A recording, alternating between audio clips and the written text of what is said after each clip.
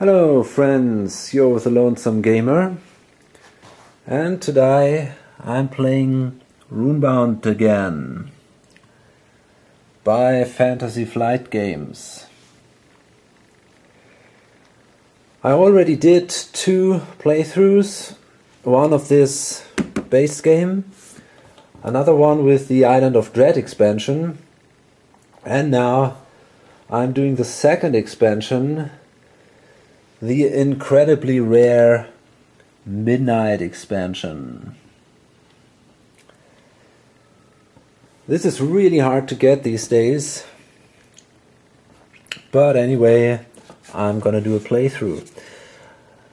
I think this is concerning the cover art. This is, in my opinion, the most beautiful expansion. Just looks awesome. These 3 riders, the dragon here, just looks great. And there are, well, quite some rule changes that come with this Midnight expansion. And well, actually I'm gonna ignore most of them.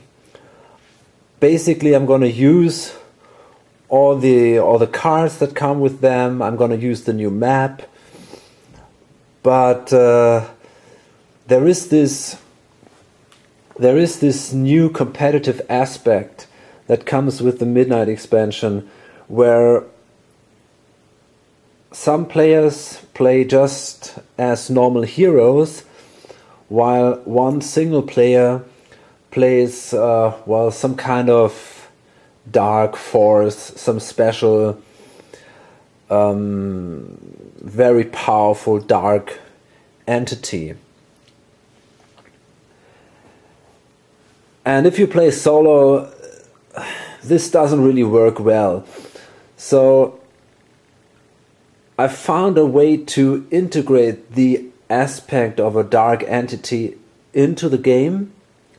It's also possible to play with this aspect on other maps, by the way. But I'm not going to use the standard rules of the Midnight expansion. I'm going to use my own house rules here. And in addition, I'm going to play with this challenge deck. And I'm going to add this to the Midnight adventure. I'm going to use the Dark Forest challenge deck. It's also an incredible rare expansion, really hard to get these days. And yeah, so let's set up the game now.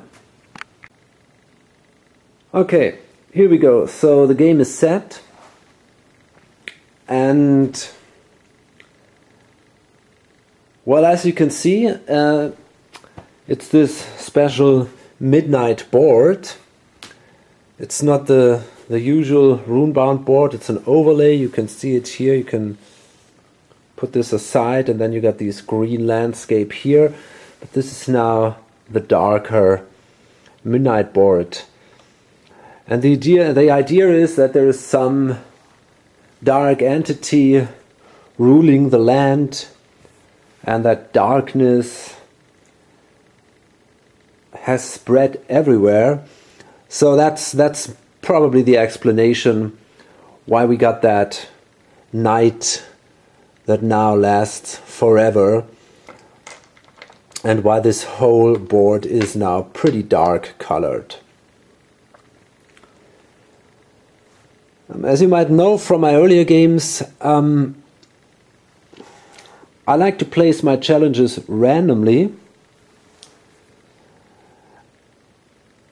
So that's what I did here with these miniatures here. And I also don't take the full number of challenges at the start, simply because if I play solo, I think it makes more sense if I take less challenges, because then I have to walk more. If you play with 4 people, let's say, and then it might make sense to place all the challenges that I indicated on the board, because all these people will resolve more challenges altogether. So there is kind of a race for these challenges. But if you play a solo, it would be very easy if you placed all the challenges. Then you can only travel maybe one side of the card or so of the map, and you don't have to travel around a lot, because, well, there are all these challenges much closer, because yeah, the density is simply higher because there are more challenges. So that's why I start with less. Basically, I use the solo rules of Mr. Skeletor. You can find them on BGG. I also did this in my earlier games. And the core mechanic here is the threat track. This is, by the way, the threat track of the Midnight expansion. I use it in every other expansions or in every other board for solitaire gaming here. But in this case it comes with the Midnight expansion. And I use these markers here, these skull markers from the Frost March expansion, to indicate where the threat track is. Okay, so let's see, apart from that, what's new here in the Midnight expansion? Well, a lot. The game changes quite a bit. As I said, there is now a Dark Master, and that is something we don't use. I don't like this idea. That doesn't make any sense to me. If you play solitaire, you don't want some opponent, of course. And then they removed the money from the game, and they now do the trading with goods. And I don't like this concept too, so I will simply use my money, and I start with 3 gold. I don't see any reason not to do that.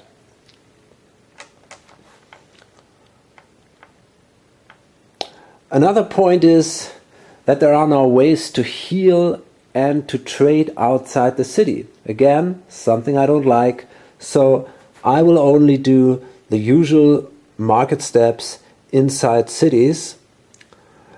And it's interesting to notice that we now have only 5 cities. Up here, here, we have one here, one here, and another one here.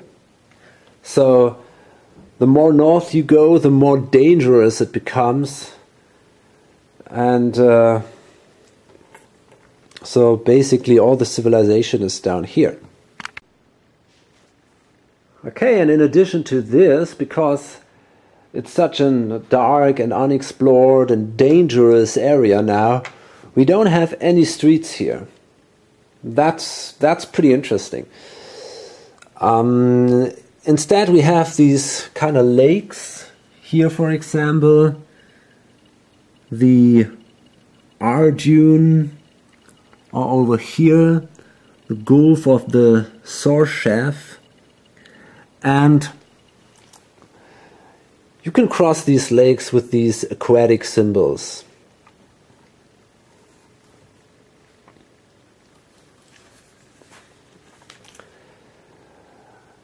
And then I mentioned these these dark entities, which are normally your opponents, and there are 4 of these entities coming with the Midnight expansion, and I've chosen one, and this is Yazir, the Sword of Shadow, and this is this guy here. Looks pretty awesome. And I use them in a way that you usually use the heralds in Arkham Horror. Maybe you know that. These are also very powerful entities that simply change the rules a little bit and that make the game a little bit harder.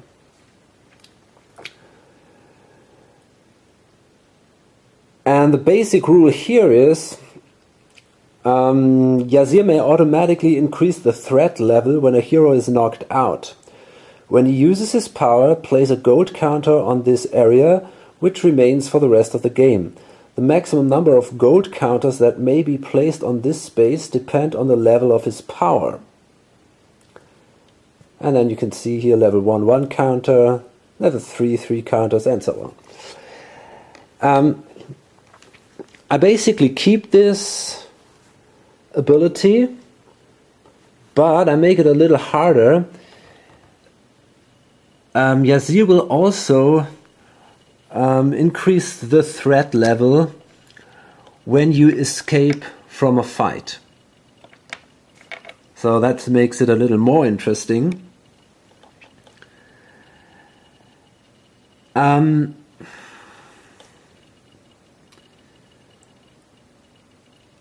And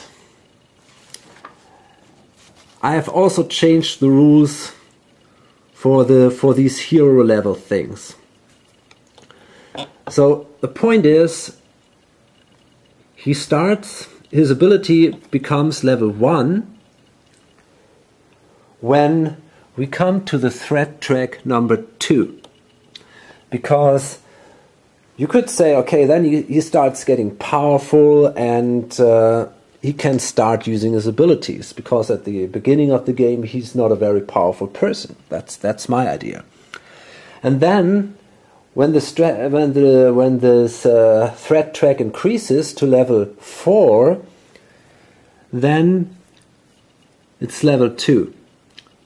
When it increases to level 6, he has his ability of level 3, and at level 8 he finds his ability of level 4. So basically every 2 steps, starting with the threat track at step 2, his ability will get stronger.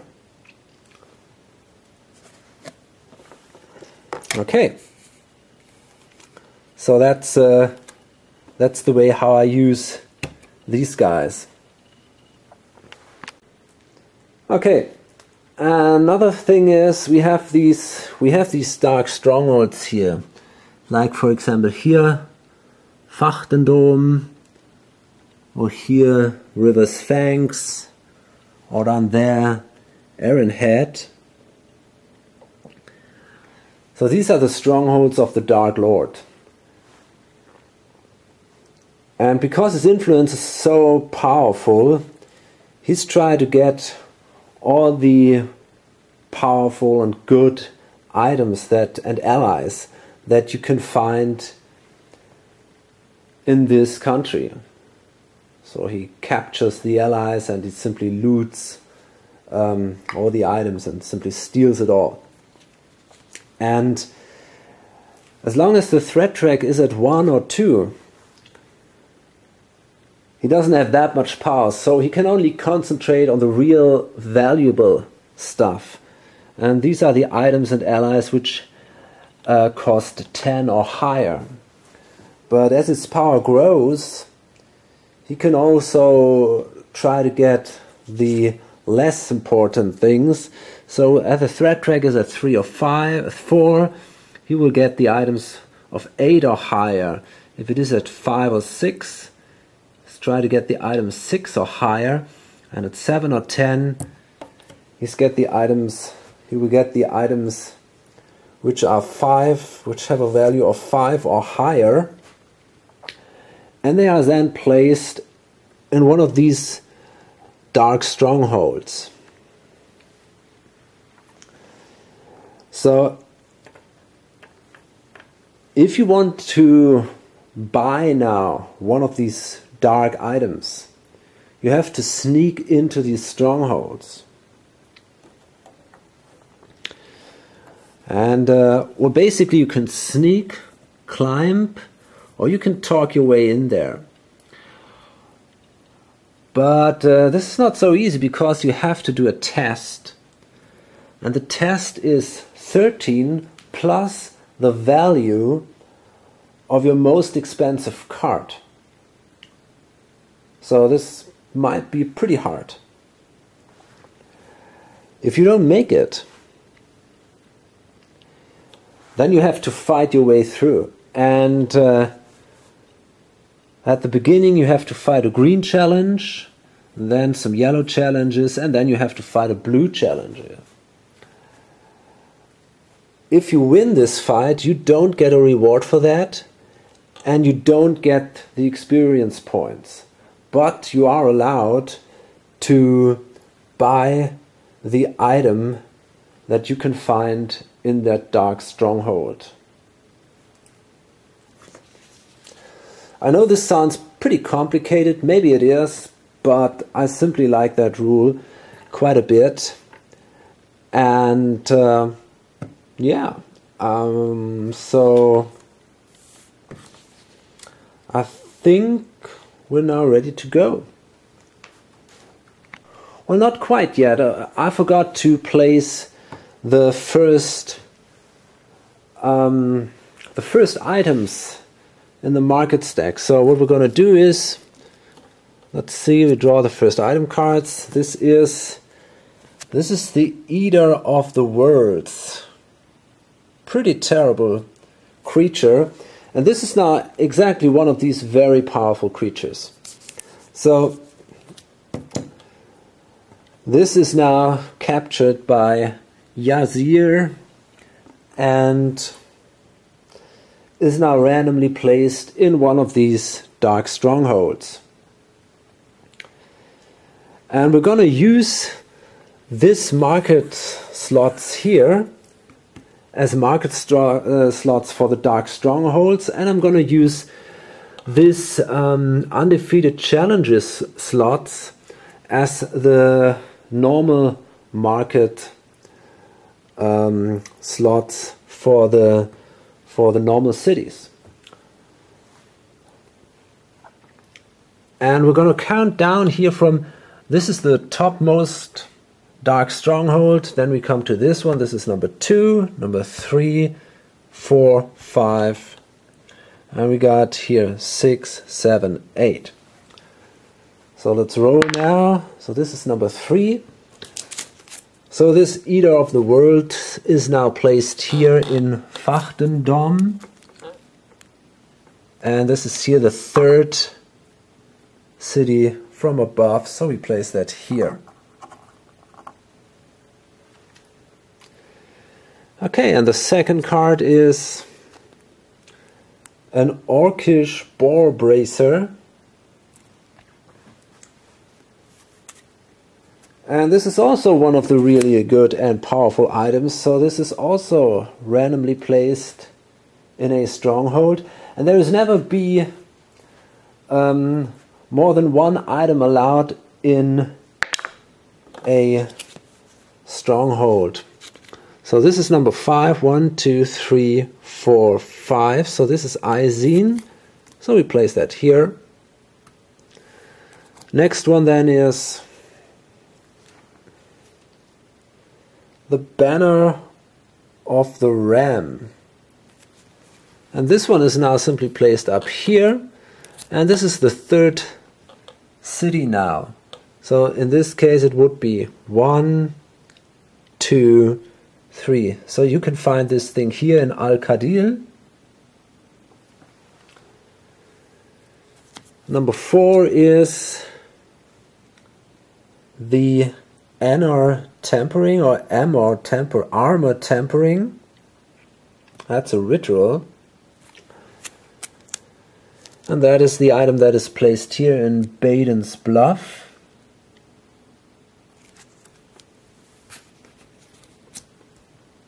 Up here. Then we have in Swiftwater we have the Sepi Blades.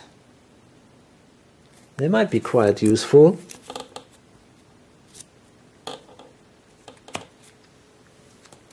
And finally here for Bodrun we have the human storm caller.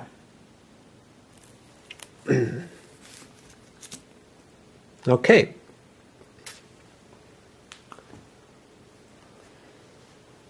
And this is our hero. I determined him randomly. It's the Spirit Speaker Mock. It's this guy here. And this is his miniature. Come on. Just want to get him into focus a little bit. Oh, come on. Yeah, that's better. Okay, here we go. So this is our guy. Spirit Speaker Mock. Before moving, you may take 2. What's it called? Fatigue or something like that. To discard 1 wound. Skills Diplomacy +2, Sneak +2. That can be very useful if you want to sneak into one of these dark strongholds. Spirits are angry. I am angry too. When we get angry, people get hurt. And he's pretty bad in ranged combat, but he has quite a good attack value in melee combat, 4 and 1. And in magic combat, he can do 2 damage. It comes with an attack value of 3. So basically, this is a pretty... he's good in melee and magic. That's what we're going to concentrate on. And we're going to also randomly determine in which of the 6 or 5 cities we start the game. No, it's 6 cities, I guess. 1, 2, 3, 4, yeah, 6 cities. So let's see. Okay, that's number 2. So we then start here in Sharoom. Okay, nice. Okay, so I guess I'm going to try to move here to this green adventure first. It's the closest, so let's roll the die. And that looks not too bad. We have lots of plains. And 1 river. Yeah, that's good. That's absolutely enough. So we can move here 1 plain, 1 river, and then 3 more plains. So that's exactly where we wanted to go. Okay. And now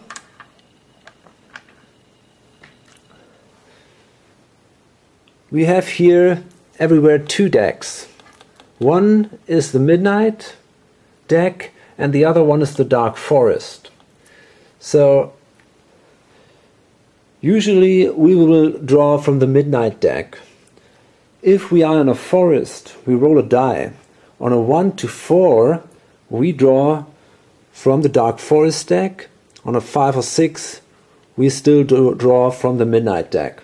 So we'll see if we can find lots of these Dark Forest cards at all. I'm not so sure about that. But well, let's see.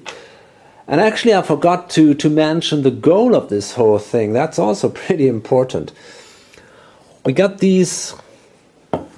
Well, these should be magic mirrors. And as you can see, they come with different numbers. We got about 5 that have a 1, we got 2 that have a 2, and 1 that comes with a number 3. So, and now the goal of the game, for me, that's again a house rule, is if you manage to kill one of these red adventure challenge cards or challenges, then they were guarding these mirrors. And then you are allowed to draw one of these mirrors.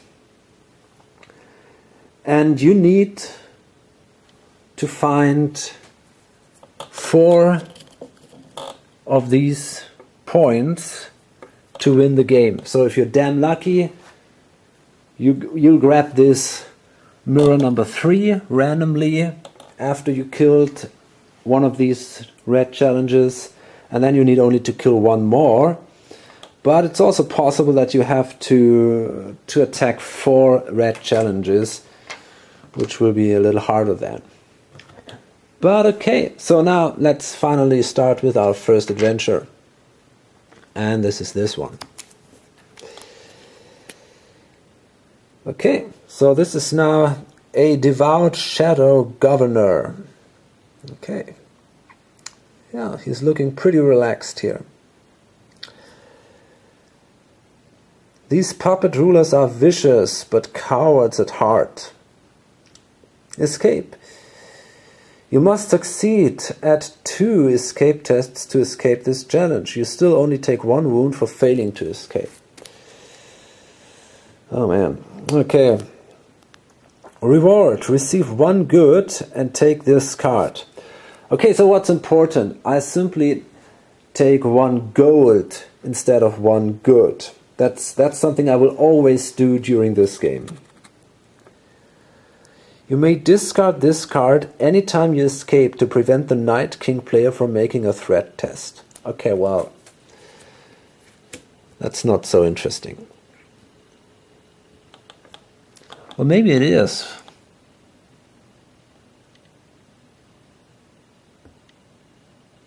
Okay, so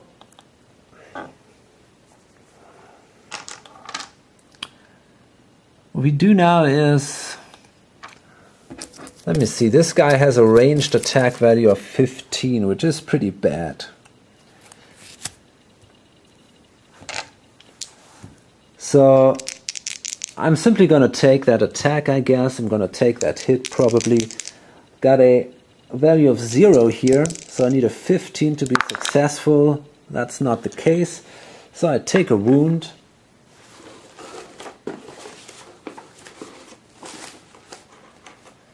But the rest shouldn't be that bad. Then I'm defending again here. He has a 10 and I have a 4. So all I need is a 6 here. And no problems here. And now I'm attacking with my magic ability here. I've got a 3. This guy has a 10, so I need a 7. And he only has 2 life points. So if I manage to do this attack, he's killed. Yes, very good. So I get 1 gold and 1 experience point. Okay, and then I will discard this card because there is no Night King player and this threat test thing won't happen here. But I'll do my own threat test right now. So, because it's the end of the turn, so I gotta roll 2 dice, and if I roll 18 or higher, then the threat track moves on. Well, that's not the case. Okay, now I think I will use my ability. I will take 2 fatigue.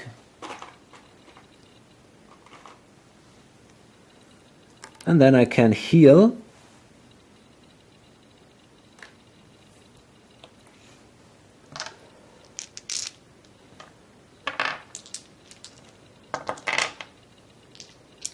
And then I think it shouldn't be a problem if I now only use 2 dice for my movement roll. Or maybe I will use 3 dice, I guess, and I will discard 1 of these fatigue markers.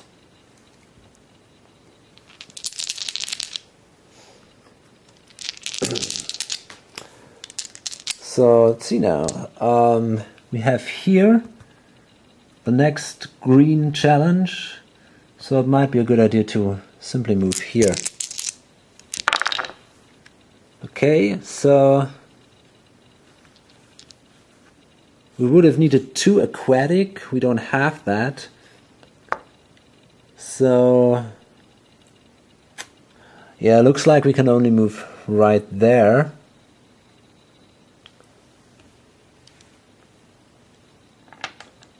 And well, that's it then. We roll again on the thread track. Oh, by the way, I forgot to place a skull here.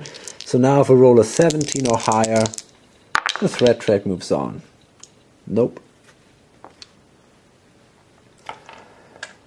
And then I can again give away one fatigue token, roll only 3 dice, and yeah, I found my aquatic symbol, and that allows me now to move right here.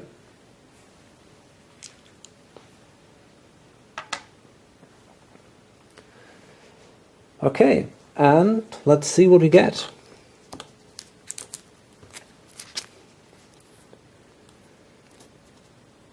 So this is called Chantelus area. Some legates prefer the dead to the living. Before combat, test sneak 14. If you fail, take 2 fatigue. So we have a sneak +2. But a problem is it's this helmet, it's this ranged ability here. So this is going to be pretty tough. We need a 12 to be successful here. And we don't have that. So I got to take 2 of these fatigue markers here. At the end of each combat round, discard 1 wound from this challenge. Phew. That's pretty tough.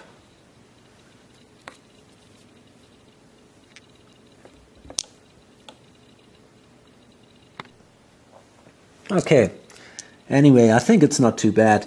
So there is no way he can do any damage here in the ranged attack phase. And the melee combat comes with 11 here. We have a 4. I'm gonna defend myself again, so I need a 7 to be successful here. Yeah, no problems. And then he's got a 13 in the magic phase. And I got a 3, so I need a 10 to be successful. And I bet I am. So let's see. Yes, that was good. It's a 12. So I do 2 damage. So now this guy is killed. Very good.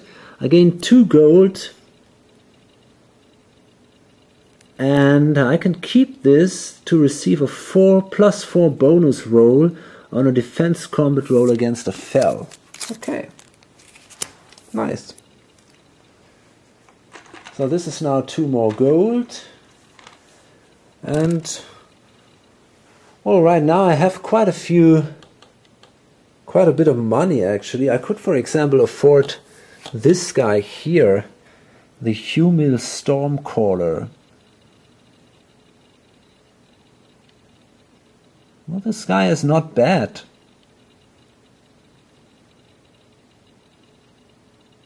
Yeah, maybe we should take him. He's a good ally. I think I might try him. So he is down there in Bodrun. That's not exactly around the corner. On the other hand, there are 2 green challenges right around, so maybe I should go there and buy him, and afterwards I can do these challenges here. So let's do the threat roll once again, and yeah, that's bad because now that's a 16 and the threat track moves on. So it's now here at 1.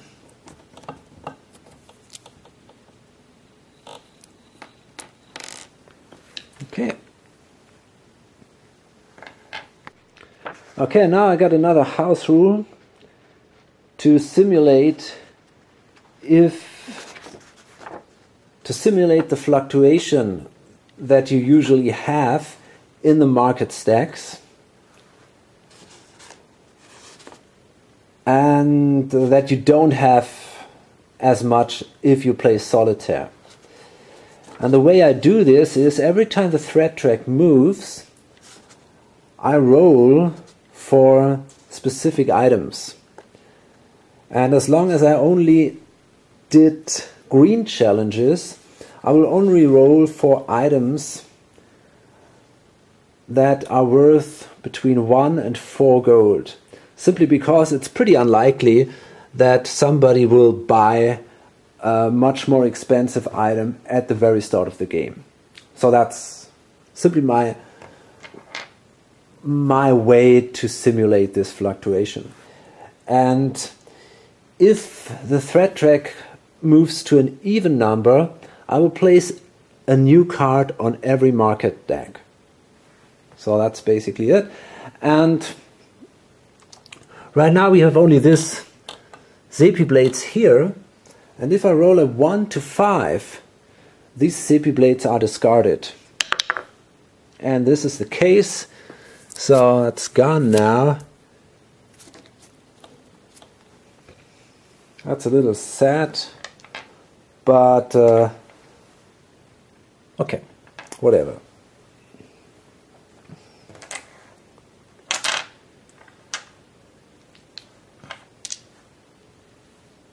So let's see now, let's move here to Boardroom. And we have got these 2 fatigue tokens. I'm going to use only 2 dice to get rid of them. So we got 2 planes here. That's okay, we can move here into the Great Stillness right there and remove our 2 tokens. And then we can now move on with 5. Yeah, that was my threat roll, nothing happened here. And we can now move on with all 5 dice. So let's see, maybe we're lucky and we can make it to the city. Let's get this thing here so that you can see it also a little bit.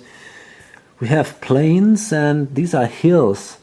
So we would need about 2 hills, a mountain. I think 1, 2, 3, 4, 5 could be enough actually. Let's see, we don't have a mountain, so that's sad. But we got 2 hills, which is cool. And we got a plain. So that means we can move 1, 2, 3. We can move right here. Yeah, and that's it for now. Okay, very nice.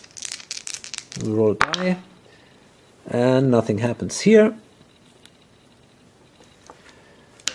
And now it would be good if we could roll a mountain. Let's hope for the best here. Yeah, here it is. Very good. That allows us now to move into the city. Okay, and now we will draw a market card just the usual way. And this is the Longbow of Talamir.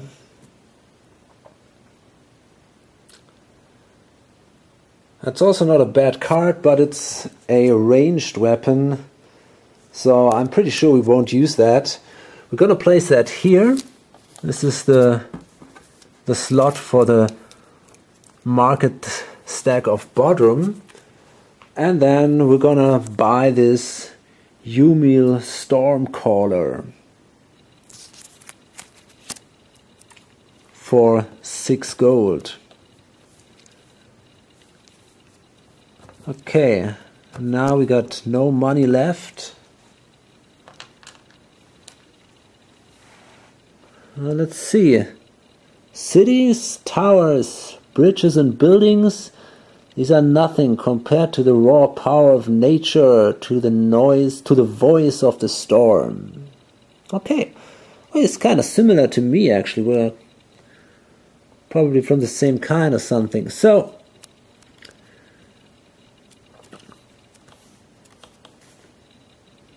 let's see, before combat, yeah, he will take a minus, he might take a 1 fatigue to make a magic attack. If he fails, your hero takes 1 wound. I think that's okay. That's a pretty good deal. He's got a value of 4 and he does 2 damage. That's really strong. He's also good in ranged combat, so I'm pretty sure he can be very useful. Okay, so I suggest we do one more challenge now, and then I'm gonna load this up. And now we got to cross these mountains again, and let's see where we will end up. Nowhere at all, no way to cross the mountains here. Damn.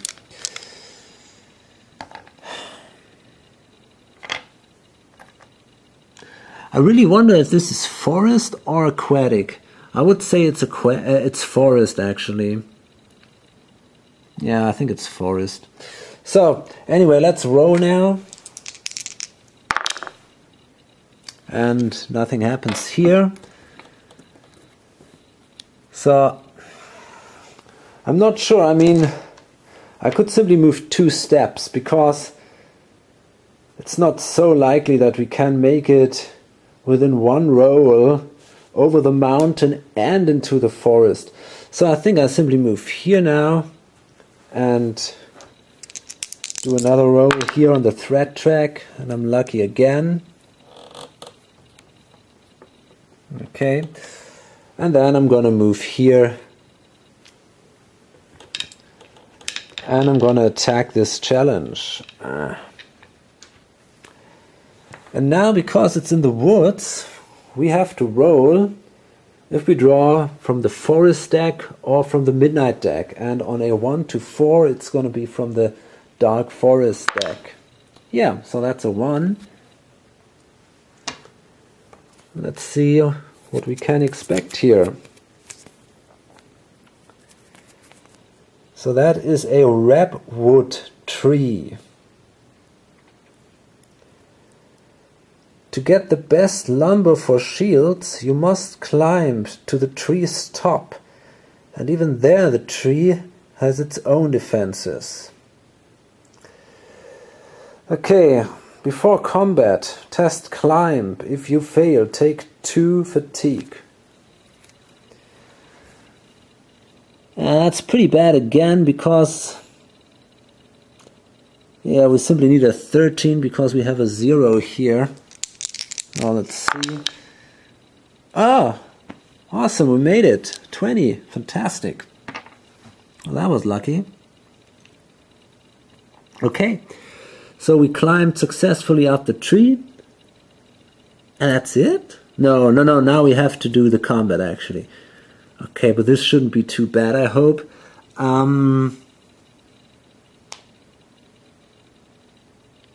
Yeah, I think I don't even have to do this magic attack here. I don't have to take the 2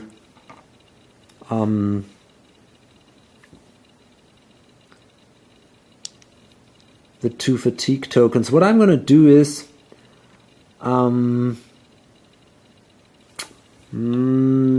not absolutely sure. Okay, I think it's the best idea. Well, there's nothing to do in the ranged combat. And then I'm gonna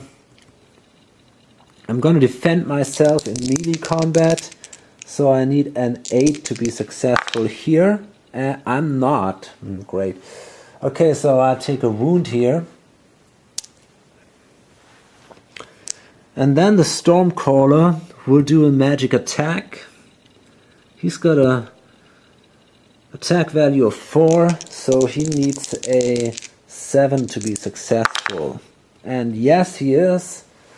So now this tree is, well, killed, whatever.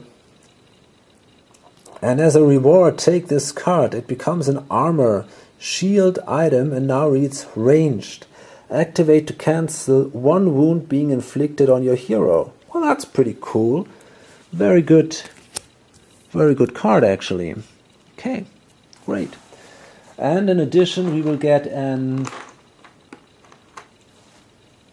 a third experience point, and then we're done here. Very nice. Okay, so I guess it's time to load this up now. I hope this is not too complicated. I know it's a little confusing that all the things I'm doing with these market stacks and so on, but I hope I managed to explain that at least a little bit. Okay, so hope to see you in my next video. Until then, bye.